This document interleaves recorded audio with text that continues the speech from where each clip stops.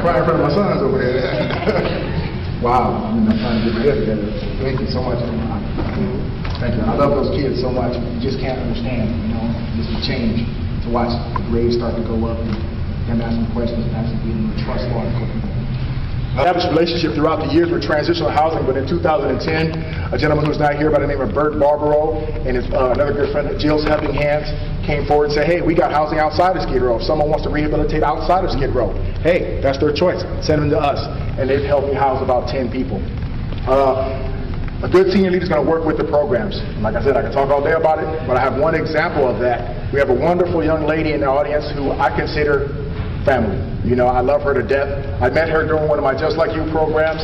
I helped mentor her son, and we convinced him to go to Utah to go to Job Corps to save his life. And he agreed, and he's working consistently now. So I'd like to introduce this beautiful lady and my goddaughter right there, Colleen Grandison.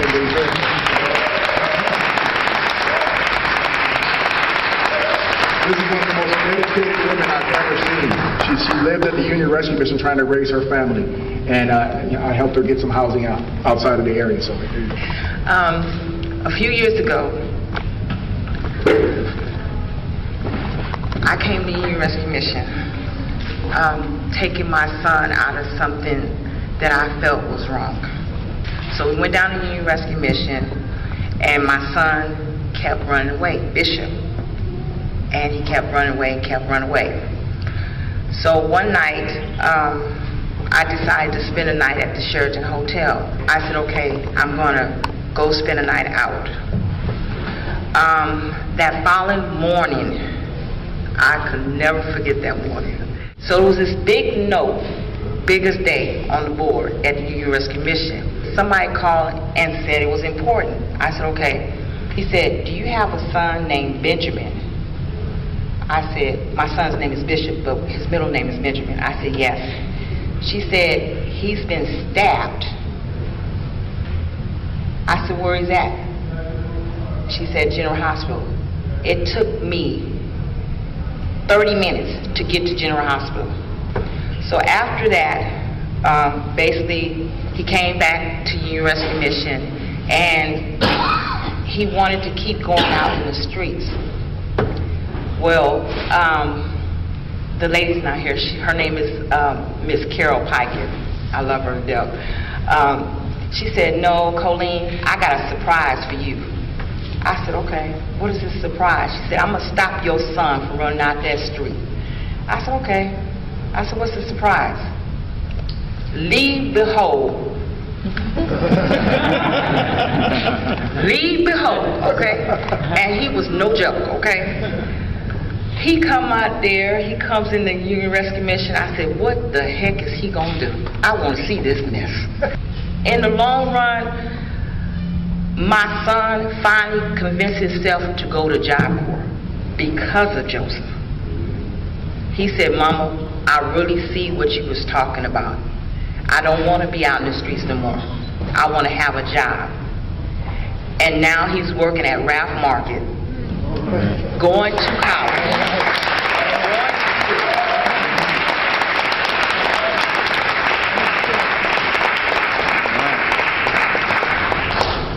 The thing, the most of all that I'm proud of is that he didn't die. God spared his life, and I can wake up in the morning and hear my son's voice, and I can look at him and say, God, I did everything right, not wrong, and I'm proud of that. And I'm proud to know Officer Joseph. And every day I'm proud, and every day I'm thankful to know him as a person. And I'm thankful that he's an LAPD officer. I'm thankful that a lot of officers out here is really trying to help everybody. And that's important. Yes, it is. Amen.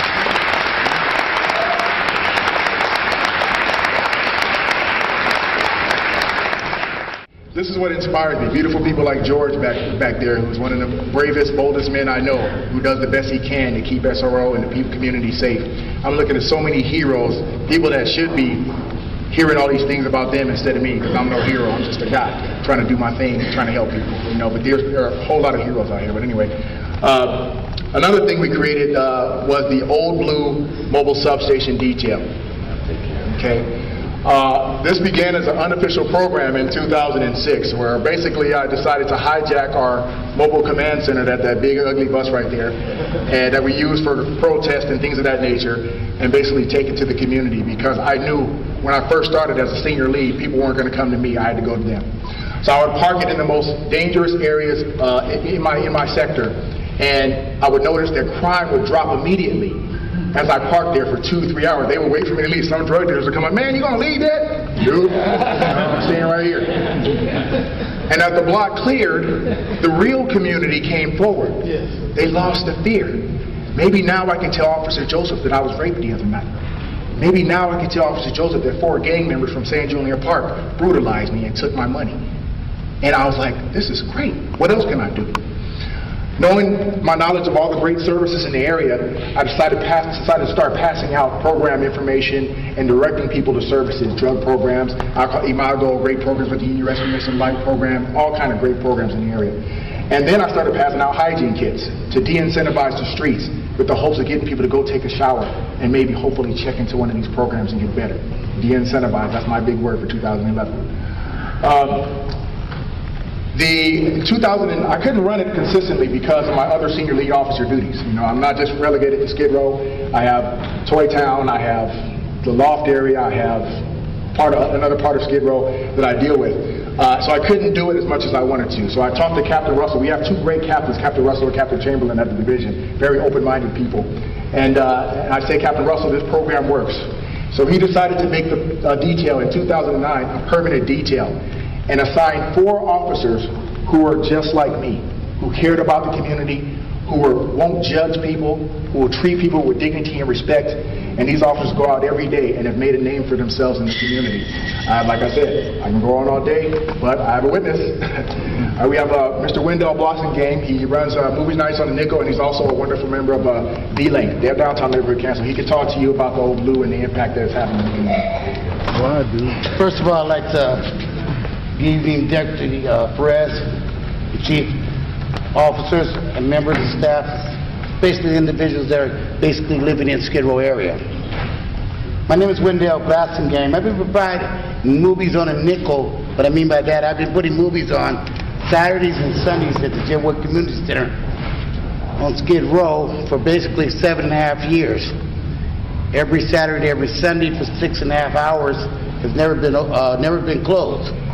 The only stipulation I have is that you have shoes to come on your feet. You may come in. If you do not, I provide those for you also. When I started this program on Saturday and Sunday, the crime rate was very high because the officers that are in that mobile unit, they normally get out and they interact with individuals that live in the area. I think that the foot patrol is the most basic element of teaching the individual that you have no fear with the police department. Knowing that Skid Row is basically 2/3 of them are from a penal system. You know, it's not a choice, it's an element that you're in, and everyone falls is how you get up from you falling, and the choice that you make. Now, these individuals that have been interacting with the people in Skid Row, not only do they supply them with, you say, hygiene, but the key thing they're supplying is residence. And what I mean by residence is that affordable housing is one thing, but when an officer tells you that I've seen an opening over on Wilshire and Normandy, and I have a phone number, why don't you take this number and call them? That goes a long way, and at the same time, the communication gap starts to break. People are starting to communicate saying that if you need help, why don't you go to this officer? When you see that big mobile truck, he's not going to judge you, he's not going to arrest you, he's not going to give you a ticket, he's going to try to assist you if you have a problem. Wendell, take his hand. Take his hand.